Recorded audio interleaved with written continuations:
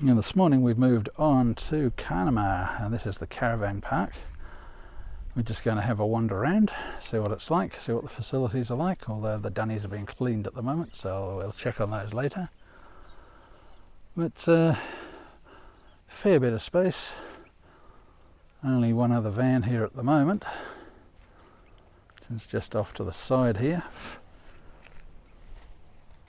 We're sort of parked across two bays, I think, at the moment, but hopefully that's not a problem. I'm sure they'll tell us if it is.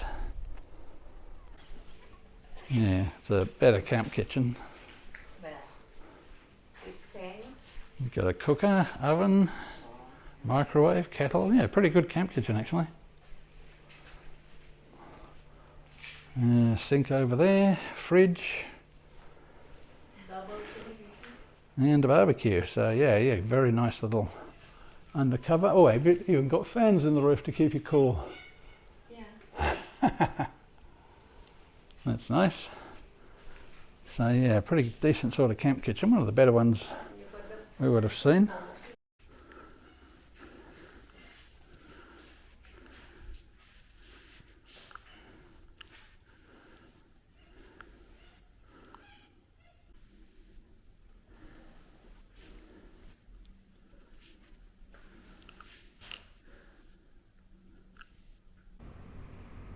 And one of the recent attractions in Carnamah is this whopper here, the giant tractor. This is opened I think last year, so On the Road with John's channel had a good video on it and a lot of information about it, so if you want to know more about it, hop over to that channel. I'll put a link in the description below so you can find it. It was a very useful, interesting video on how this was put together.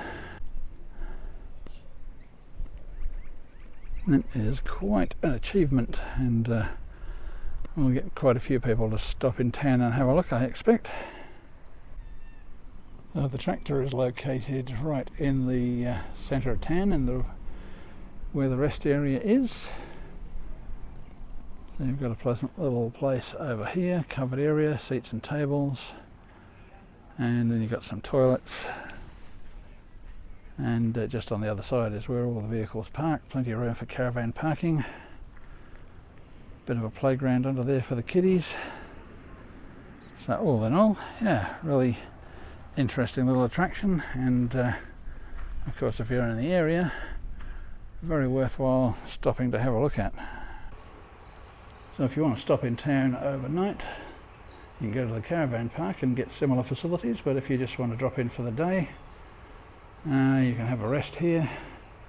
Got a barbecue and a sink and a nice little undercover rest area. So that's right by the pull-in for caravans and bigger motorhomes. So really nice. The town's doing a good job of having some good facilities and some interesting things for tourists to come and have a look at. And this is the Carnamah Museum. Now it's not open at the moment, but we have been in here once before, and I'm fairly sure I got some still shots of it. So I will whack a few of those in so you can have a look and see what it's like. But it was a very well put together museum, and the Historical Society up here has been very active. Hopefully they've still got a number of members. But a few years back when I was researching information on this area, they had some really great stuff available on the internet, so hopefully that's still going strong. But yeah, just unfortunately it is not open today. And over there you can see the reason for the existence of most of these places, which is the local grain industry. Almost all the towns up here, and even places that aren't towns, have these huge silos for grain collection. So yeah, very big deal in this region. We're in part of the wheat belt, and all that's called the wheat belt. Of course there's all sorts of crops go in up here. Canola, barley, all sorts of bits and pieces.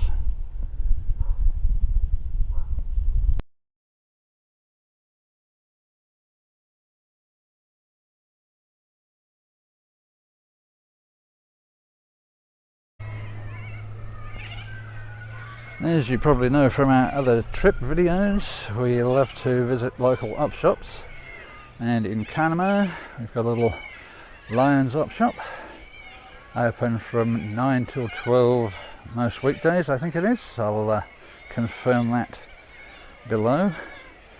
So we're just going to go and check that out now. We're just on our way out, heading for Three Springs.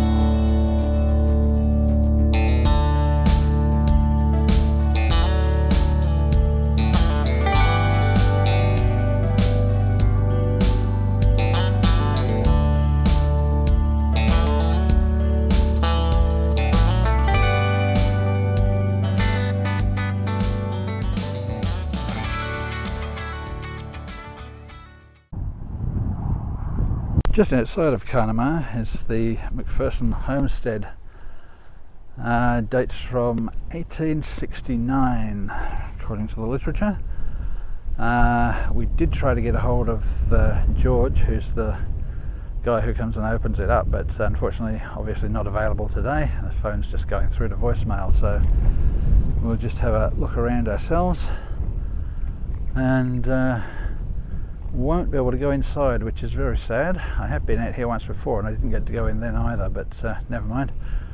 I don't suppose there'll be much in the way of open windows for us to look through. They usually draw curtains over these places, but there's a whole bunch of old farming machinery set out here. Unfortunately the sun is going to ruin that shot. Some old trucks, and some more on the other side there that sadly, yeah, we're going to miss out again on seeing inside.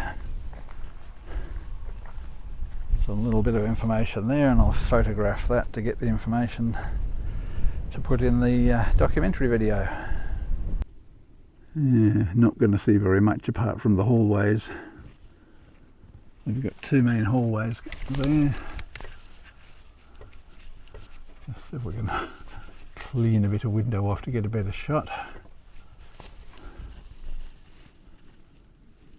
Whether you'll get anything from that or not, I don't know. Not very much really, just my head trying to shade it.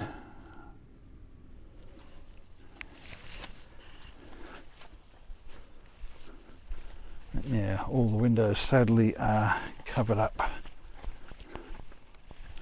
That one we're not going to get anything through either. Yeah,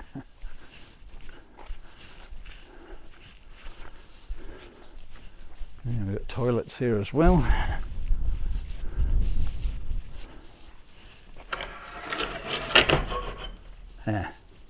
Obviously some sort of storeroom. And that's definitely not locked up. And this is obviously the new building that they're keeping just as a place to store bits and pieces by the looks of it. Nothing much of a historical interest in that. Yeah, real shame that we didn't get the chance to go in and have a look. I've got to walk around the other side, I guess. It's fairly classic style for keeping the temperatures down. Big thick stone walls and a nice big veranda. In fact, the breeze blowing through from behind me here, very cool, very nice. Just sitting up on that veranda would be very pleasant. Now, one doubts they leave the toilets open. Yeah. Oh no.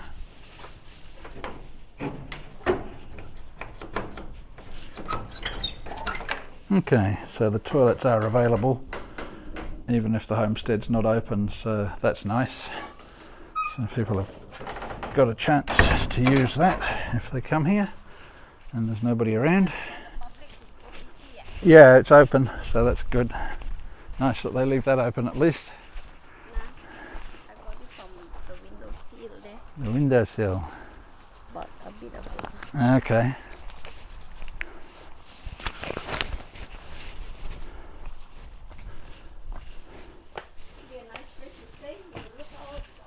Yeah, it's a shame they don't do something like they do with Hoover Homestead, or the Hoover House, sorry.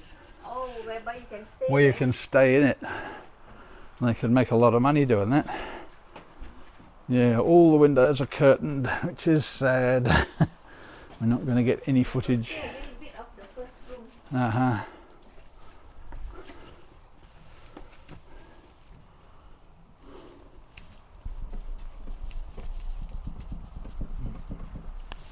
See a bit. Slightly better view than the one I had from the other side.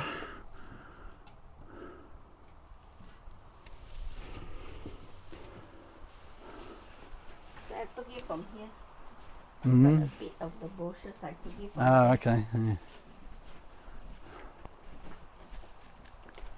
Yeah.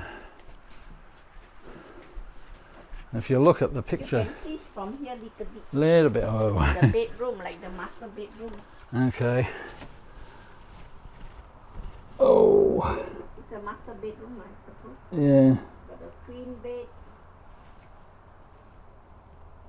Can't see much, unfortunately. Yeah. This building, whatever it was, probably a home, is in ruins, unfortunately. I'll look for some sort of signboard, see if it says anything about this, but possibly once a cellar down there.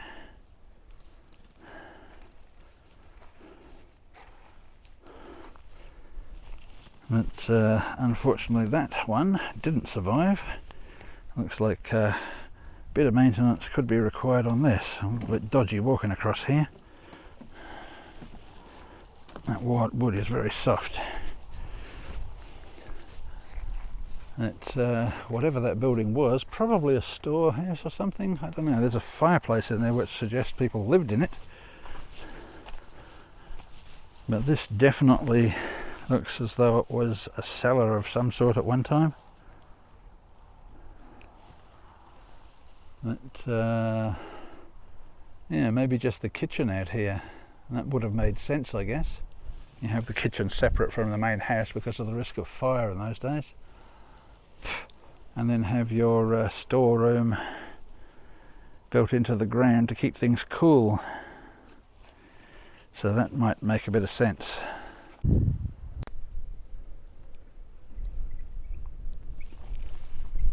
They did an amazing job doing this place up and restoring it. It was in a real shambles before they started, and I'll insert a picture of that so you can see what they had to deal with. They've got a new shed over there.